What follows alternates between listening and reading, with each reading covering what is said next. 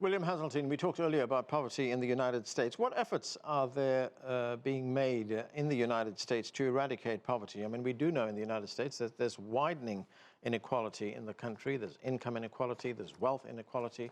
What's being done? Well, let me first of all say that infrastructure and connectivity are not the total solution to the problem. Here in the U.S., we have reasonable infrastructure. It's not as modern as that of China, but it's pretty robust. We have great connectivity. Many services are connecting us. We have the ability to be educated for free through the internet, and it's not enough. You have to focus on the social problems that underlie poverty in a place like the United States, and it will be in many other countries.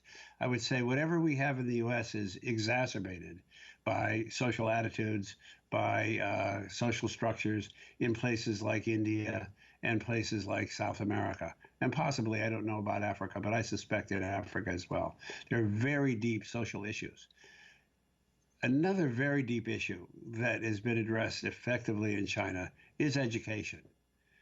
While we have some of the world's best educational institutions in the United States, a great portion of our population is deeply undereducated. In many of our urban centers, less than half of people graduate from high school. Many people are not really functionally literate.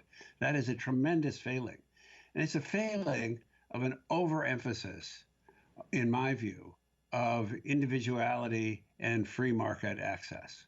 We have major fights, and I think it's going to happen throughout the world. It will even happen to some extent, I think, in China, about how you distribute the new wealth that's created. So there's a whole series of issues which more have to do with political structure and social structure than they do actually with infrastructure.